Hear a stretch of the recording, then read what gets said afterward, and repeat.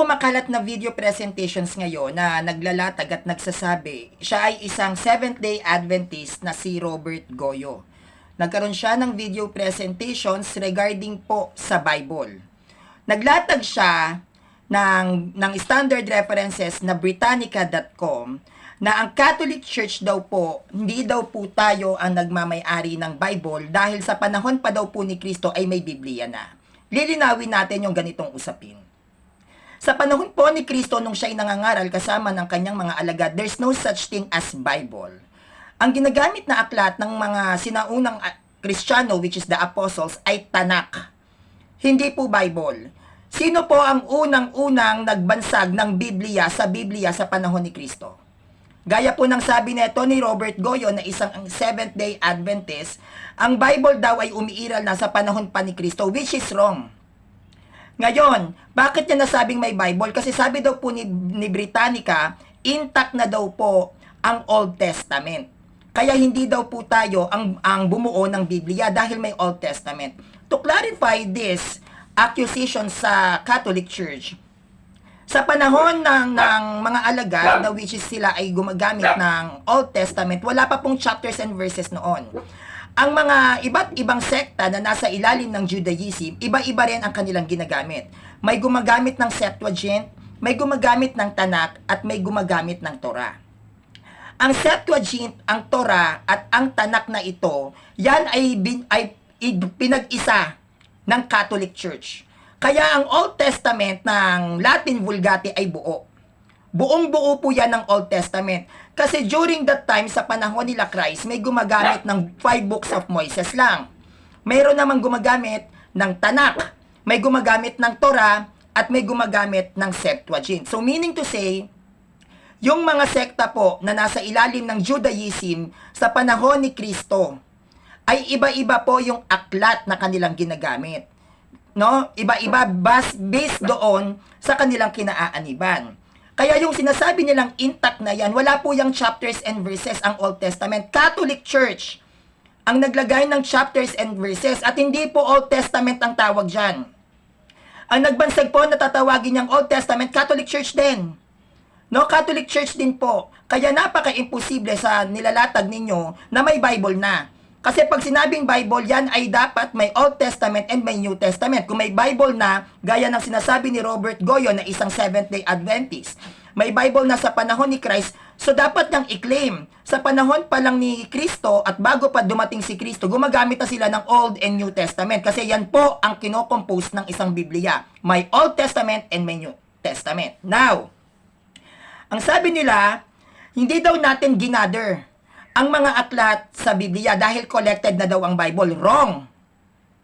Ang mga scriptures, lalong-lalo na po pagdating sa New Testament, yan ay nakuha sa iba't ibang lugar. Hindi po gathered ang mga scriptures ng nasa New Testament. Regarding naman sa Old Testament, yan po ay hindi din buo. Nagsugo ang 70 na dalubhasang Hudyo.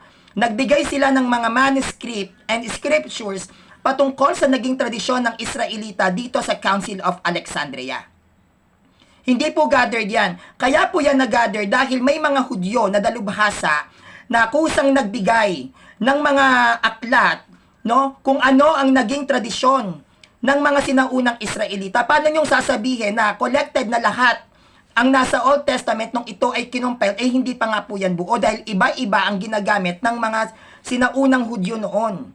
Iba-iba ang kanilang mga references. Now, ang sabi niya, yung chapter or verses daw, hindi raw po Catholic Church ang naglagay sa Bible. May binanggit siyang pangalan na si Robert Stinney.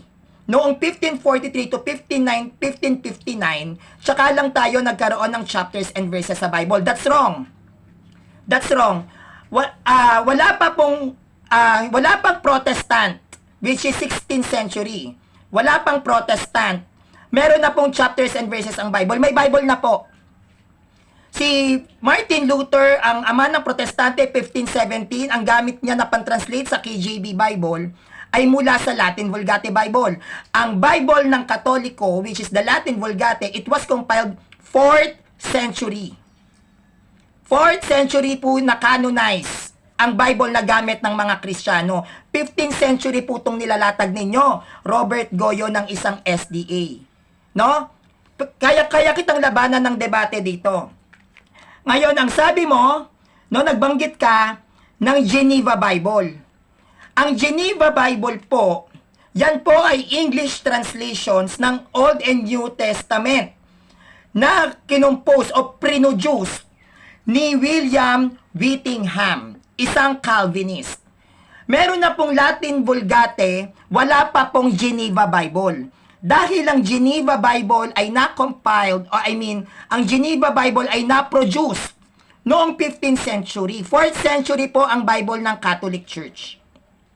Ang Latin Vulgate ay 4th century. Huwag po tayong magpapakalat ng mga maling aral at huwag kang maglalatag-latag sa akin ng mga references mo pagdating sa Britannica na yan, dahil unang-una, pwede mo ba akong latagan ng katibayan mo na sa panahon ni Kristo, may salitang Biblia na.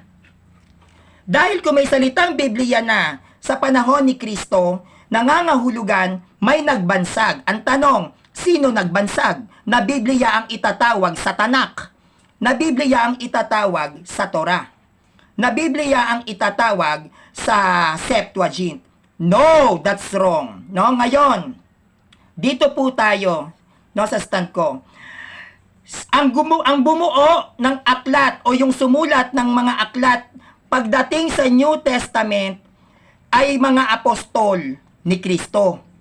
No? Yan, hindi po si pastor ang sumulat niyan. No, hindi po si pastor ang sumulat ng aklat at nagsulat sa New Testament. Mga apostol at mga sinaunang Kristiyano ng simbahang Katolika. Now, wala pa pong nabubuong New Testament sa Bible, may simbahang Katoliko na. Wala pang Biblia, may Catholic Church na. Hindi din po ang pastor ninyo, hindi rin SDA ang nangolekta ng mga aklat at nangolekta para yan ay mabuo. Hindi po SDA. Catholic Church po ang nangolekta niyan. Anong sinasabi mong hindi yan ginather? Mukha yatang hindi mo inaral ang compiled Bible or ang compilations ng Bible. Okay, dito tayo. Hindi po ang pastor ng SDA, hindi ang SDA ang nagsalin o nagtranslate mula sa wikang Grego at Aramaic ang Biblia. No? Ang original na sulat na nasa loob ng Bible ay Aramaic at Greek. Hindi po pastor ng SDA. Sino nagtranslate niyan? Si Saint Jerome. Pari po ng aming simbahan. Hindi din SDA o yung sinasabi mo, Roy Goyo, na isang Seventh-day Adventist, hindi yung Protestant na 15th century ang naglagay ng chapters and verses. Si Cardinal Hugo de Santo Caro at Bishop Stephen Langton ang naglagay ng mga chapters and verses dyan. Mukha yatang hindi mo inaral. No, bago ka magturo ng mga mali-mali sa Catholic Church, aralin mo yung compilations ng Bible. Latin Vulgate po ang first compiled Bible. Okay. Hindi rin pastor ninyo ang naglagay ng verses. Si Padre Sanctes Pagninus, siya ang naglagay ng verses sa Old Testament. At si Robert Estepanus ang naglagay naman ng New Testament na verses sa Bible. Mga Katoliko to. No? Ngayon, hindi rin pastor ng SDA ang nagbigay ng pangalan ng New Testament. Sino nagbansag ng New Testament sa Bible? SDA? Sure kayo? 15th century lang nagkaroon ng New Testament? Are you sure? Hindi. Ang nagbansag ng New Testament sa Bible, Catholic Church, obispo ng simbahang Katolika, si Bishop Athanasius. Obispo po namin yan. Now, pastor nyo ba ang nagbansag na ang Bible, tatawagin Bible? Ibig sabihin may pangalang Bible na sa panahon ni Christ? Hindi. Sa panahon ni Kristo, ang aklat na umiiral is Tanakh, Septuagint, at saka Torah. Wala pang salitang Bible noon. Ang nagbansag po ng salitang Biblia, na Biblia ang itatawag sa nabuong aklat ng Catholic Church, walang iba ang Santo Papa namin, Pope Siricius. Paano nyo na tinatawag ang Bible na yan ay salita ng Diyos? Sige nga. Paano nyo nalaman na salita ng Diyos dapat ang itawag dyan? SDA ba, pastor? Hindi. Hindi pastor nyo. Ang nagbansag at nag-canonize na tatawagin itong salita ng Diyos, si Saint Siricius at si Pope Paul VI. 4th century pa lang may Bible nang umiiral. Bakit ka maglalatag ng Biblia ng 15th century? Wala pang Biblia, may Catholic Church na. At kayang-kaya kong patunayan yan through apostolic succession. So sa madaling salita, no, Katoliko ang may-ari ng Biblia. At kayong mga sulpot kayo, lalo na yung SDA na yan na si Robert Goyo, no, kayo ay nakigamit lang sa binuo na aklat naming mga Katoliko. Banal na aklat namin yan. Kami ang nag-compile niyan. Bumuo din kayo para may magamit kayo, para hindi kayo nanghihiram. Huwag kayong mas marunong pa sa aming mga Katoliko kung paano namin ipapaliwanag ang pagkakakompile ng Bible dahil ang unang Bible na na-compiled, walang iba kundi ang Latin Vulgate. Sige nga, sino ang unang nagbanggit ng Bible sa panahon ni Kristo nung buhay pa? Nagbanggit ba si Kristo ng salitang Bible? Sige nga, ilatag mo nga ang tradisyon ng mga Hudyo o ilatag mo ang naging traditions ng Judaism na meron silang binabansag na Bible noon. Sige nga, ang aklat na ginagamit ng Judaism ay Tanakh, hindi Bible. Tanakh.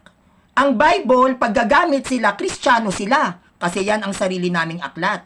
Kaya nga ang bawat relihiyon may kanya-kanyang aklat eh. Ang ginagamit ng Judaism ay Tanakh or Torah. Yan, ginagamit nila yan. Ang mga Kristiyano ay gumagamit naman ng Septuagint. Septuagint ang tawag. Yung ibang mga Hudyo gumagamit din ng Septuagint. Hindi Bible ang tawag dyan. Kasi kung Bible ang tawag dyan sa paggamit sa panahon ni Kristo, Kristiyano sila. Dahil ang nagbansag na Bible ang itatawag sa nabuong aklat, si Pope Siricius, Santo Papa namin. Kaya 4th century, dyan pa lang pumasok sa linyahan na magkakaroon ng Bible, ang nag-canonize niyan, Catholic Church. Anong sinasabi mo? No? Robert Goyo ng isang Seventh-day Adventist. Na sa panahon ni Kristo, na intact na ang OT, kaya may Bible. Bakit? Kapag OT lang ba gamit mo, Bible ang tawag doon? No! Pag gumagamit ka ng Old Testament lang, ang tawag dyan Torah or Tanakh. Pero pag nilagyan mo yan ng New Testament, Bible lang tawag dyan. Kaya nga B-I, it means dalawa. Kaya nga Bible, kinocompose ang Bible ng New and Old Testament. Kaya walang Bible sa panahon ni Christ. Huwag kayong fake news. Ha? Huwag kayong fake news at huwag kayong magtuturo ng mga aral na hindi nyo naman inaral. Kaya sana, huwag kayong manligaw ng tao. Ngayon, Robert Goyo, na isang Seventh-day Adventist, kung gusto mo paglabanan natin yan, hinahamon kita ng isang debate compilations of Bible. Yun lang po at maraming salamat sa inyo.